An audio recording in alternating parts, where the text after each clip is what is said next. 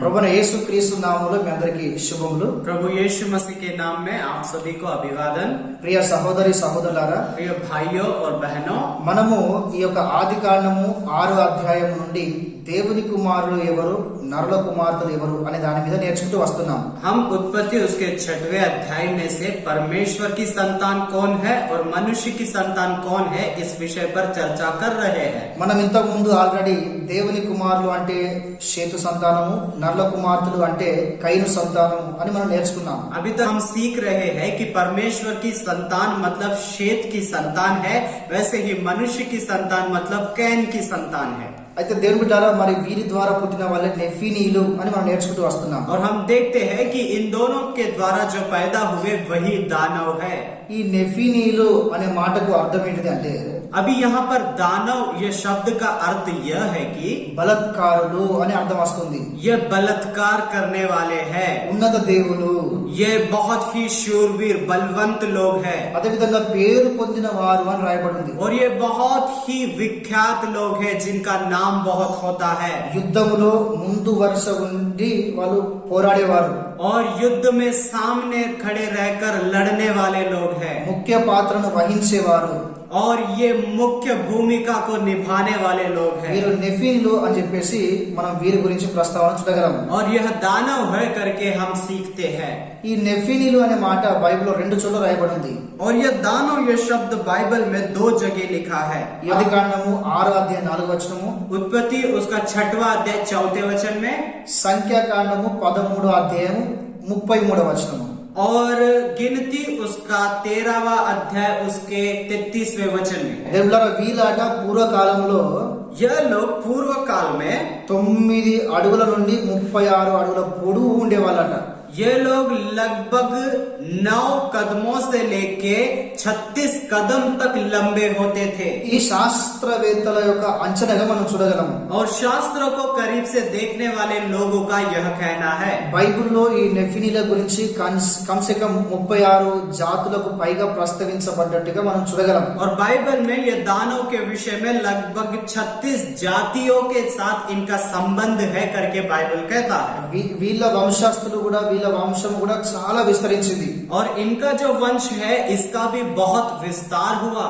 ముఖ్యంగా मुख्य रीति से బైబిల్లో ఒక 7 జాతులు ఈ యొక్క నెఫినీల గురించి మనం చూడగలము. बाइबल में 7 जाति ऐसे हैं जिनका संबंध यह दानव से होता है, वो हम देखेंगे. దానికంటే ముందు उससे भी पहले వీరు జలప్రలయానికి ముందు ఉన్నారు అని రాయబడింది. और बाइबल कहता है कि ये जल प्रलय से पहले भी थे తర్వాత కూడా ఉన్నారు అని और రాయబడింది. जल प्रलय के बाद में भी थे करके लिखा है. జలప్రలయానికి ముందు ఉన్నారు అంటే అది ఎలా ఉన్నారో మనం నేర్చుకున్నాం. देखिए, जल प्रलय के पहले थे तो वो कैसे थे वो हमने सीखा है. కానీ జల ప్రళయం తర్వాత ఎలా ఉన్నారు, लेकिन अब देखेंगे कि जल प्रलय के बाद में कैसे है. ఉన్నారా లేరా అంటే है या नहीं, 100% ఉన్నారు. 100% ये लोग थे. ఎలా చెప్పగలము అంటే कैसे बता पाएंगे? దేవులారా, ఈ యొక్క యెహోషువ వేగుల వారిని కొంతమందిని ఆ యొక్క కానాను పట్టణానికి వెళ్ళక ముందు చూసి రమ్మని పంపిస్తారు వేగుల వారిని. क्योंकि यहोशू जो है 2 खोजों को कनान को देखने के लिए, कनान के विषय में जानने के लिए 2 खोजों को वहां पर भेजता है. అప్పుడు కొంతమంది వేగుల వారు అక్కడికి వెళ్లి వాళ్ళని చూస్తారు. और फिर ये खोजे जो है ये कनान देश जाते हैं और वहां के लोगों को देखते हैं. తిరిగి వచ్చినప్పుడు యెహోషువకు చెప్తారు, और वापस आकर वो यहोशू से ऐसा कहते हैं, మనం వారితో యుద్ధం చేయలేము. हम उनसे युद्ध नहीं कर सकते. ఎందుకు అంటే వాళ్ళు చాలా పెద్ద దేహాలు కలిగి ఉన్నారు. क्यों? क्योंकि उनका शरीर बहुत बड़ा है, वो बहुत ही बलवान लोग हैं. వాళ్ళతో మనము జయించలేము, వాళ్ళ ద్వారా మనం ఓడిపోతాం అంటున్నారు. हम उन पर जय प्राप्त नहीं कर पाएंगे, उनसे हम हार जाएंगे करके कहता है. అంతేకాకుండా నేను అక్కడ అనాకు సంతానమైన నెఫీనీలను చూశాను అంటారు. और वहां पर इतना ही नहीं, वो ऐसा कहता है कि वहां पर मैंने आनाकवंशी दानवों को भी देखा है. హల్లెలూయా. हालेलुया. చూడండి, మనకు తర్వాత కూడా కనబడుతున్నారు. देखिए, बाद में भी हम ये दानवों को देख रहे हैं. అంటే మరి తర్వాత ఎలా వచ్చారు అంటే अभी ये बाद में कैसे आए 100% మనం ఏం చెప్పలేము. 100% तो हम बता नहीं पाएंगे. కానీ ఏ అక్రమ సంతానము ద్వారా అయితే ఏమి పాపము చేస్తే ఏం చేస్తే వీళ్ళు పుట్టిల్లో సేమ్ అదే సిచ్యువేషన్, అదే అక్రమ సంతానం, అదే పాపం తర్వాత కూడా చేసి ఉండవచ్చు. देखिए, जैसे कि हम उत्पत्ति 6वें अध्याय में देखते हैं कि सही क्रम का इस्तेमाल ना करते हुए जो संतान पैदा हुए, वैसे ही पाप के माध्यम से बाद में भी बहुत सारे लोग पैदा हुए. ఏ అక్రమ సంతానము ద్వారానైతే వీళ్ళు పుట్టారో, ఏ తప్పు ద్వారానైతే వాళ్ళు మొదటిగా పుట్టారో, తర్వాత కూడా దేవుని యొక్క కుమారులు నరుల కుమార్తెలతో పాపము చేశారు. దానికి రుజువు దేవుడు ఎన్నోసార్లు కోపడ్డాడు, ప్రజలకు తీర్పు తీర్చాడు. देखिए, परमेश्वर के नियम के बाहर जाके जिस प्रकार उत्पत्ति 6वें अध्याय में विवाह हुआ, बच्चे पैदा हुए, उसी प्रकार हम आगे भी देखते हैं कि बहुत सारे लोग परमेश्वर के नियम के विरोध गए, उनको भी संतान हुए. इसीलिए बाइबल बार बार हमको याद दिलाता है कि परमेश्वर मनुष्य के प्रति कभी कभी क्रोधित हुआ है. దీన్ని బట్టి మనము ఈ విధంగా ఆలోచన చేయగలము, ఈ విధంగా వాళ్ళు పుట్టుండవచ్చు అని చెప్పేసి. इस प्रकार से हम सोच सकते हैं कि शायद परमेश्वर के आज्ञा के उल्लंघन के द्वारा ये लोग पैदा हुए हैं. హల్లెలూయా, हालेलुया, హల్లెలూయా. हालेलुया. కనుక దేవుళ్ళారా, ఈ ముఖ్యంగా ఈ యొక్క నెఫీల గురించి ఉన్న ఈ యొక్క 36 జాతుల్లో 7 జాతులను మనం ముఖ్యంగా చూడగలము. देखिए प्रिय प्रभु के लोगों, नेफिलिम से संबंधित 36 जातियों में से 7 जातियों के विषय में हम देखेंगे. ఇక్కడ మొట్టమొదటిగా అమోరీయులు అని రాయబడింది. और सबसे पहले यहाँ पर लिखा है एमोरी लोग. అమోరీయులు మొట్టమొదటిగా, सबसे पहले एमोरी जाति, రెండోది రెఫాయిమీయులు, और दूसरी जाति है रफाई जाति, మూడోది అనాకీయులు, और तीसरा है अनाक, నాలుగోది జుంజుమీయులు, और चौथा है जुंजुमी जाति, ఐదోది ఏమీయులు, और फिर बाद में 5वां है एमी जाति, ఆరోది గిబ్బోరీయులు, और 6वां है गिब्बोरी जाति, ఏడోది ఆవీయులు. और 7वां है आवी जाति. 36 జాతుల కంటే ఎక్కువ ఉన్నప్పటికీ కూడా 36 से भी जातियां तो है, ఈ 7 జాతుల గురించి ఎక్కువ ప్రస్తావించబడింది. लेकिन बाइबल में ये 7 जातियों के विषय में ज्यादा वर्णन किया गया है. అందులో మొదటిది ఆమోరీయులు. और सबसे पहली जाति है एमोरी, వీరి గురించి బైబిల్లో 80 కంటే ఎక్కువ సార్లు రాయబడింది. और इनके विषय में बाइबल में 90 से ज्यादा बार लिखा है. ఒక వాక్యం చదువుకుందాము. एक वचन को हम पढ़ेंगे. ఆమోస్ గ్రంథం 2వ అధ్యాయము आमोस उसका दूसरा अध्याय 9వ వచనంలో ఈ విధంగా రాయబడింది. उसका 90वें वचन में इस प्रकार लिखा है. मैंने उनके सामने से एमोरियों को नष्ट किया था, जिनकी लंबाई देवदारों की से और जिनका बल बांझ वंशों का सा था. तो भी मैंने ऊपर से उसके फल और नीचे से उसकी जड़ नष्ट की. ఓకే, హల్లెలూయా. हालेलुया. ఈ అమోరీయులు ఎవరు?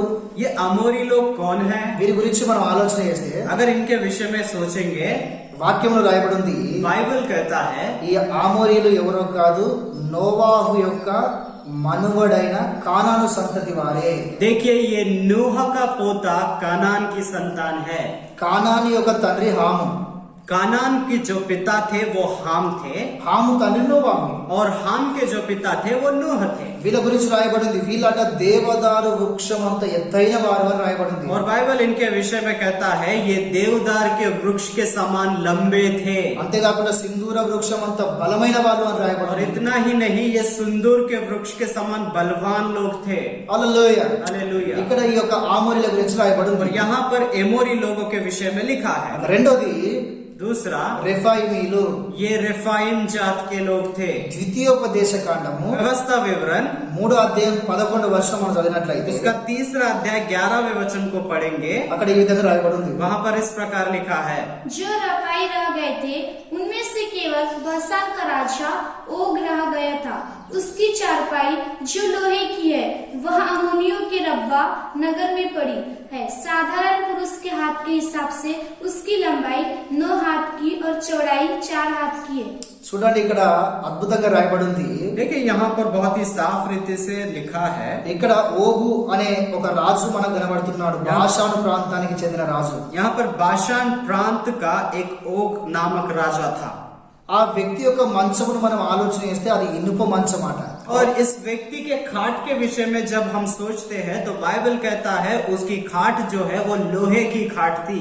దేని బిడ్డరా, దాని యొక్క కొలతను మనం ఆలోచన చేస్తే దాని పొడుగు 9 మూరలు, దాని వెడల్పు 4 మూరలు అని రాయబడింది. देखिए, जब हम इस खाट के विषय में देखते हैं तो उसकी लंबाई 9 फुट की थी और उसकी चौड़ाई 4 फीट की थी. అంతేకాకుండా ఈ ఓగు అనే పేరు దీనికి పెట్టబడింది కదా, ఆ మాటకు అర్థం ఏంటంటే పొడవైన వాడు అని అర్థం. और ये जो ओग नाम उसको रखा गया था उस नाम का अर्थ है लंबा व्यक्ति। ఇతడు ఈ రేఫాయిమీల ఏదైతే జాతి ఉన్నదో ఆ జాతిలో చివరి రాజుగా మనము చరిత్ర చెబుతున్నది। और इतिहास गवाह है कि ये रेफाइम की जात में से ये जो व्यक्ति था ये आखिरी राजा था। ఇతని మంచము ఇంచుమించు 13.5 పొడుగుల ఎత్తున్నది। और इसकी जो खाट है लगभग 13 फुट से भी ज्यादा थी। చూడండి వీళ్ళు నెఫీనీలకు సంబంధించిన నెఫీనీల జాతులకు సంబంధించిన వారే కనబడుతున్నారు। और यहाँ पर भी ऐसा दिखाई देता है कि ये लोग दानव के संबंधित लोग थे। అదే విధంగా इतना ही नहीं, ఓకే మూడోది మనం అనాకీలం చూసినా కూడా तीसरा हम अनाक वंशियों को देख रहे हैं। సంఖ్యాకాండం 13వ అధ్యాయము गिनती उसका 13वां अध्याय 33వ వచనంలో उसके 33वें वचन में అక్కడ స్పష్టంగా రాయబడింది। वहाँ पर स्पष्ट रीति से लिखा है, फिर हमने वहाँ नफीलों को अर्थात नफीली जाति वाले अनाकवंशियों को देखा और हमने अपनी दृष्टि में उनके सामने टिट्टे के समान दिखाई पड़ते थे और ऐसे ही उनकी दृष्टि में मालूम पड़ते थे। చూడండి కానాను దేశాన్ని చూడడానికి వేగుల వారిని పంపినప్పుడు देखिए यहाँ पर हम देखते हैं कनान देश का भेद पाने के लिए जब खोजों को भेजा गया, भेदियों को भेजा गया, వాళ్ళు రిటర్న్ వచ్చి అక్కడ యెహోషువతో ఇలా మాట్లాడుతున్నారు। वो लोग वापस आकर यहोशू से इस प्रकार कहते हैं, మేము కనాకు వంశములోని ఒక మేము అనాకు సంతానము నెఫీలీలో మేము చూసామని మాట్లాడుతున్నాడు। और वहाँ पर वो लोग आकर इस प्रकार गवाही देते हैं कि हमने अनाक वंशियों में से नेफीली लोगों को वहाँ पर देखा है మా దృష్టికి మేము మిడతల వలె ఉన్నాము, और हम तो उनकी तुलना में मानो टिड्डियों के समान दिख रहे हैं, వారి దృష్టికి అట్లే ఉండేను అని మాట్లాడుతున్నాడు। और उनके दृष्टि में भी हम उसी प्रकार के थे। ఈ అనాకీయులు ఎవరు అంటే ఆనాకు సంతానం నుండి వచ్చిన వారు। ये अनाक वंशी कौन है? जो कि अनाक के संतान में पैदा हुए। వీళ్ళ పని ఏంటిదంటే పెద్ద పెద్ద కవచాలు ధరించుకొని ఈటలు పట్టుకొని వీళ్ళు ఉండేవారు। और इनका काम इस प्रकार होता था, ये बड़े बड़े कवच को पहनते थे और ईंटें बनाते थे। అంతే విధంగా इतना ही नहीं, నాలుగోది మనం ఆలోచన చేస్తే चौथा हम देखते हैं, ఈ యొక్క జుంజుమీయులు ये लोग जुंजुमी वंश के थे। వీళ్ళు గొప్ప యుద్ధ వీరులు అని రాయబడింది। और बाइबल कहता है कि ये बहुत ही शूरवीर योद्धा थे। ఐదోది ఏమీయులు, और पांचवा है एमी वंश। వీళ్ళని చూస్తేనే ప్రజలు భయంకరంగా భయపడుతున్నట। और इनको देखते ही लोग जो है घबराते थे। తర్వాత ఆరోది और छठवा గిబ్బోరీయులు, गिबोरी वंश है। వీరి యొక్క కపాలము ఏదైతే ఉందో పురలు చాలా పెద్దగా ఉండేదట। और इनका जो सिर होता था वो बहुत ही बड़ा होता था। తర్వాత ఏడోది और सातवां ఆవీయులు, आवी समाज। వీళ్ళు కప్తారీల చేతిలో చంపబడ్డారు। ये समाज जो है कप्तारियों के हाथों के द्वारा मारे गए। వీళ్ళు జల ప్రళయము తర్వాత కూడా ఉన్నారు అని చరిత్ర చెప్తున్నది। और इतिहास बताता है कि जल प्रलय के बाद में भी ये लोग थे। ఉదాహరణకు ఒక వాక్యం మనం చదువుకుందాము। उदाहरण के तौर पे एक वचन में बताना మొదటి चाहता हूं। సామ్యుల గ్రంథము पहला शमूएल 17వ అధ్యాయము उसका 17वां अध्याय 4వ వచనం। उसका 4वां वचन। तब फलस्तीतियों की छावनी में से गोलियत नामक एक वीर निकला जो गत नगर का था और उसकी लंबाई 6 हाथ 1 बित्ता थी। హల్లెలూయా। हालेलुया। ఇక్కడ గొలియాతు గురించి రాయబడింది। यहाँ पर गोलियात के विषय में लिखा गया है। 9 అడుగుల ఎత్తు ఉన్న మనిషిగా ఈ వ్యక్తి మనకు కనబడుతున్నాడు। और यहाँ पर हम देखते हैं कि गोलियत लगभग 9 फुट का था। దావీదు ఎప్పుడైతే గొలియాతును చంపడానికి వెళ్ళాడో और जब दाऊद गोलियत को मारने के लिए गया అప్పుడు ఆయన 5 రాళ్ళు తీసుకుని వెళ్ళాడు। और दाऊद जो है 5 पत्थरों को लेकर जाता है। దీని విషయంలో అనేకమంగా మనము చెప్పవచ్చు, इसके विषय में शायद हमने बहुत बार सुन रखा కానీ होगा, ఒకటి మనం ఆలోచన చేస్తే लेकिन एक विषय पर जब हम चर्चा करेंगे, దావీదుకు తెలుసు గొలియాతుకు ఇంకా సహోదరులు ఉన్నారు। दाऊद जानता है कि गोलियत के और भी भाई थे। ఒకవేళ నేను గొలియాతును చంపినప్పుడు వాళ్ళ అన్నే కావచ్చు వాళ్ళ తమ్ముడే కావచ్చు వచ్చినా కూడా నేను వాళ్ళ అంతం కూడా చేస్తాను అనడానికి ఆయన ఎక్స్ట్రా మిగతా 4 రాళ్ళను తీసుకుని వెళ్ళాడు। अगर मैं गोलियत को मारूंगा तो संभव है कि उसके भाई लोग भी आएंगे तो मैं उनको भी मारना चाहूंगा करके दाऊद जो है वो और 4 पत्थरों को लेकर जाता है। అంటే గొలియాతు ఒక్కడే కాకుండా ఇంకా కొంతమంది ఉన్నట్టుగా మనకు అక్కడ కనబడుతున్నది. यहाँ पर हम देख सकते हैं कि सिर्फ गोलियात ही नहीं, गोलियात के समान और भी कुछ लोग हो सकते हैं, ऐसा दिखाई पड़ता है। కనుక దేవుని బిడ్డలారా జల ప్రళయానికి ముందు ఉన్నారు, తర్వాత ఉన్నారు. इसलिए हमको देखना जरूरी है कि ऐसे वंश के लोग, ऐसे दानव जल प्रलय के पहले भी थे और जल प्रलय के बाद में भी थे। 36 జాతుల కంటే పైన ఎక్కువ ఉన్నా కూడా और 36 जातियों से भी ज्यादा लोग रहते थे। 7 జాతులు మనకు ముఖ్యంగా కనబడుతున్నప్పటికీ కూడా लेकिन 7 जाति मुख्य रीति से हमको बाइबल में दिखते हैं। వీళ్ళు అక్రమ సంతానము ద్వారా పుట్టిన వారిగా కనబడుతున్నారు. और ये ऐसे संतान है जो परमेश्वर के आज्ञा के विरोध के द्वारा पैदा हुए, వీళ్ళు శపించబడిన వారు. और ये श्रापित किए गए लोग हैं। వీరు శరీర సంబంధులు. ये शरीर से संबंधित है। వీళ్ళు దేవుడు స్పష్టంగా చెప్పాడు, మీరు కానాను దేశము స్వతంత్రించుకున్న సమయమందు ఆ ప్రజలందరూ వారితో యుద్ధం చేసి వాళ్ళని సర్వనాశనం చేయమన్నాడు. और परमेश्वर ने साफ रीति से कहा कि जब तुम कनान पर धावा बोलोगे तो इन सभी को नष्ट कर देना। దేవుడు దాన్ని సహించుకోలేదు. और परमेश्वर ने ये सारे लोगों को सहना नहीं चाहता। అలాంటి అక్రమ సంబంధం, అలాంటి అక్రమ సంతానం పుట్టింది. और इस प्रकार परमेश्वर के आज्ञा के उल्लंघन के द्वारा इस संतान पैदा हुए। ఈ సందేశం వింటున్న ప్రియ సహోదరి సహోదరులారా, जितने भी लोग ये संदेश को सुन रहे हैं, प्रिय भाइयों और बहनों, ఒకసారి మీరు ఆలోచన చేయండి. एक बार सोच विचार कर देखिए। అందుకే యేసు ప్రభువుని నమ్ముకున్న మనము, इसीलिए प्रभु यीशु पर विश्वास करने वाले हम लोग వాక్యానుసారంగా నడుచుకునే జీవితం మనకు ఉండాలి. वचन के अनुसार चलने वाला जीवन हमारा होना जरूरी है। ఆత్మానుసారమైన జీవితము మనకు కావాలి.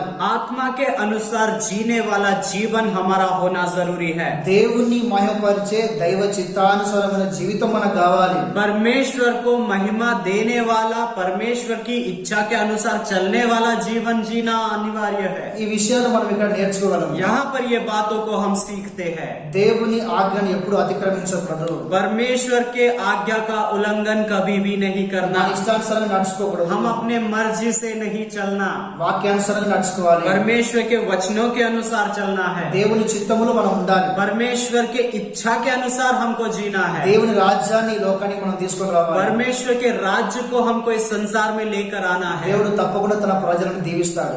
निश्चय परमेश्वर अपने लोगों को आशीष देगा। దేవుడి మాట దీవించును గాక. परमेश्वर इन वचनों के द्वारा आपको आशीष दे। Amen. Amen. Praise the Lord. Praise the Lord।